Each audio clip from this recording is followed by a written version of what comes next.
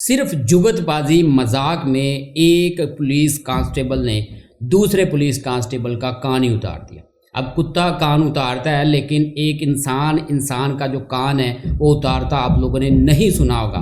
اب کل کا واقعہ سن لیجئے جناب، جے ڈی وینس جو پاکستان کا جو مین شہر ہے اسلام آباد، یہاں پہ وزٹ کرنے آیا۔ ایران اور امریکہ اور اسرائیل کے درمیان جو جنگ چھڑی ہوئی تھی، اس دوران سیکیورٹی میں یہ دو پولیس کانسٹیبل کھڑے ہوئے تھے روڈ کے اوپر۔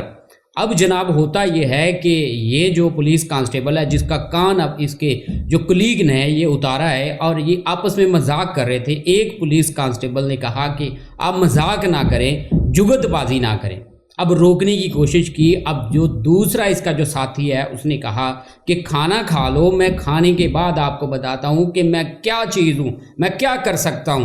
اب دیکھیں ایک چھوٹا سا مذاق، اور چھوٹا سا مذاق کس لائن میں لے کے جا چکا ہے اس بندے کو، یہ بتاتے ہیں جی۔ اچھا کھانا انہوں نے کھا لیا اور کھانا کھانے کے بعد جناب ان کی دوبارہ وہ مذاق بازی اور جگت بازی شروع ہو جاتی ہے۔ اب یہ جو پولیس کانسٹیبل ہے جس کا کان اتارا گیا ہے، یہ اس اپنے ساتھی کو روکتا ہے کہ آپ مذاق مجھے نہ کریں اور آپ رک جائیں، ہم جو سیکیورٹی معاملے میں جس لائن میں کھڑے ہوئے ہیں اسی میں ہمیں رہنے دیں، ہم اپنی جو ڈیوٹی سر انجام دے رہے ہیں وہی کریں۔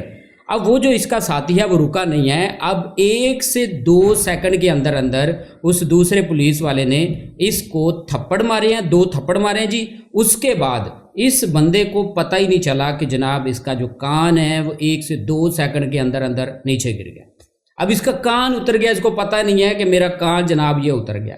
اب یہ معاملہ ہوا ہے۔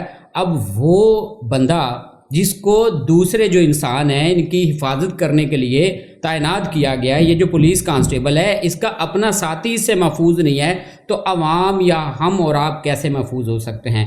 اب یہ جو کانسٹیبل ہے جس نے کان اتارا ہے اس کے خلاف لیگل ایکشن ہونا چاہیے اور باقاعدہ اس کا چیک اپ بھی ہونا چاہیے کہ یہ کہیں ذہنی معذور تو نہیں، اور اس کی جب بھرتی کی ہے کوشش کرنی تب چاہیے تھی کہ اس کا ایک باقاعدہ ٹیسٹ ہونا چاہیے کہ واقعی میں ذہنی معذور تو نہیں ہے۔ اب یہ چلے تعینات ہو چکا ہے، یہ ڈیوٹی اپنی سر انجام دے رہا ہے اور اب اس نے یہ جو گناہ کام سر انجام دیا ہے اس پر باقاعدہ جناب قانونی کارروائی ہونی چاہیے۔